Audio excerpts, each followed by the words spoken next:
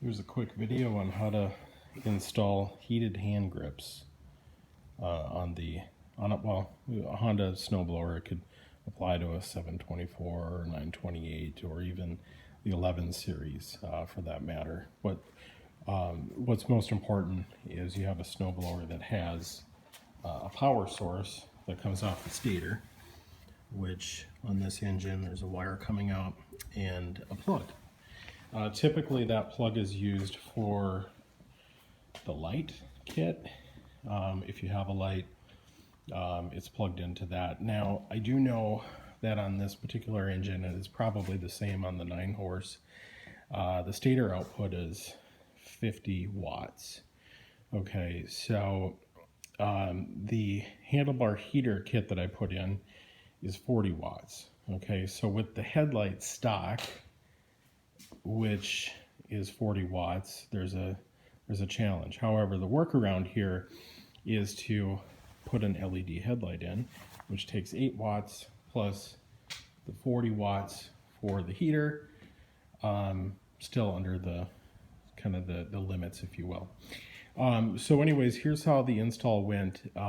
As you can see, I tapped into the power source. I ran a wire.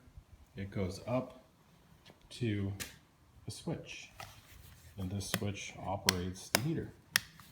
I also put a switch in for the headlight, so that way you can turn it off, turn it on, rather than having that somewhat expensive bulb running all the time. I only need it at night, so I put a switch on it. But anyways, in the process, I did that. So basically, yeah, power wires. Now, to get the heated handlebars installed, you have to take the hand grips off. Somewhat of a challenge. You have to really fight for it. I used a kind of like a nylon long pry tool. Then I also reverted to using actually a large zip tie that you would use for HVAC systems, right? Just a big white plastic zip tie.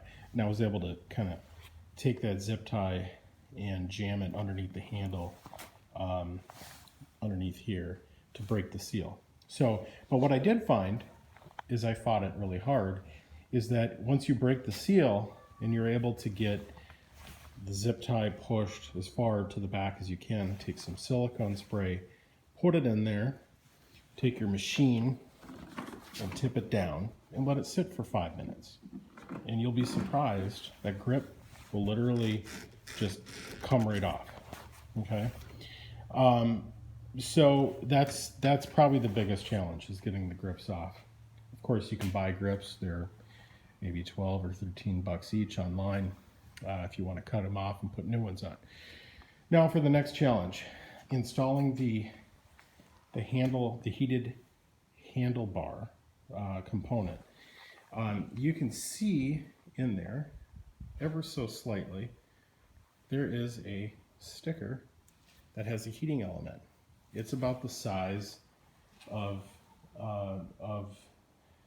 well, actually, if you roll it up, it is the perfect diameter, or the perfect size to fit in this diameter.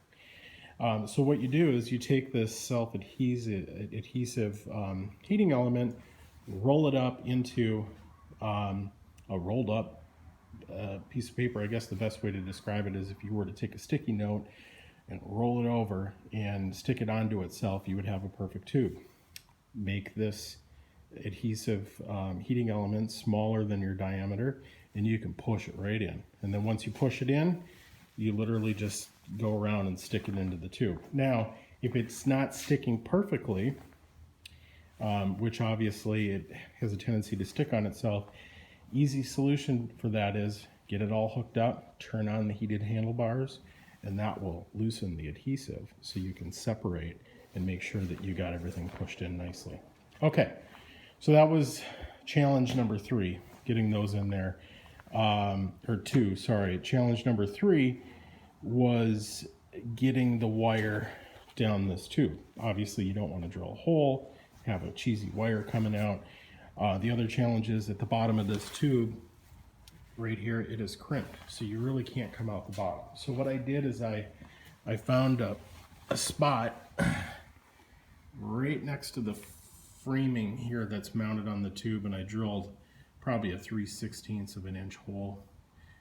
There's really not going to be a lot of strength loss here because there's already a welded bracket around here, so I doubt this tube would ever snap off there. Plus there's already other holes drilled into it, but I found a spot that seemed to be not so obvious.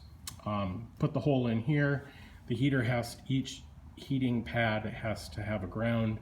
I found a 10mm bolt above, plug the ground in, ground for the other heaters on this side, and then you run the power wires together into a switch. The switch does have a high and a low setting. It uses a resistor to do that. You know, one thing to watch for is that resistor gets really hot, so I wouldn't strap it onto anything plastic. And in this case here, I strapped it behind the starter or the key assembly, so it's on a metal bracket back here. This the resistor. So that's about it. And when you fire the thing up, I'm gonna tell you, it gets hot, and it doesn't have a noticeable impact at all on the machine. Here, let me go ahead and start this thing up. And on.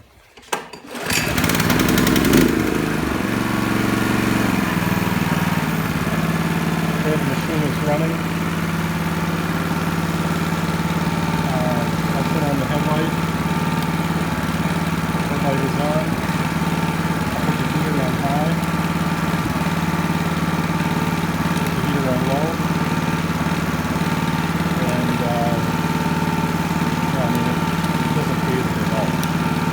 So with the heater on high, the resistor that I said that's mounted back here doesn't get hot, obviously. It only gets hot when it's under a draw.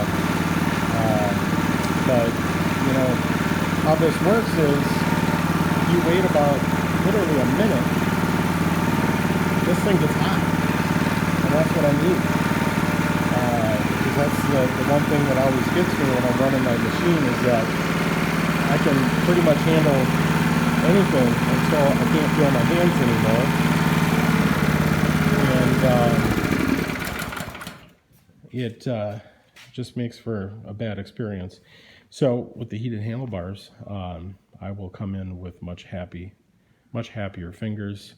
I think this would apply to any machine. I'll put some product numbers at the bottom of this video here after I get it posted up, so you can see exactly the products that I used. Also, another recommendation, if you have a wheeled version Honda, I got these skids from snowblowerskids.com, and they are awesome compared to the factory skids. These things are like skis, and they are made out of steel that's like, I don't know, probably at least a ½ inch thick, if not 7/16. Love them. Cruise down the sidewalk, no digging into the expansion joints. So that was a very great ad. I don't know if you would need it if you had a track version, because you have the height adjust and you can adjust it differently. But on this machine, it was a positive. So that is about it. You know, there's the install. I have it raised up so I can see the wiring, but you know, under typical viewing, you don't really see anything, just the switches I put in, and it works. All right, hope you enjoyed the video, and until next winter, we will have to wait and enjoy.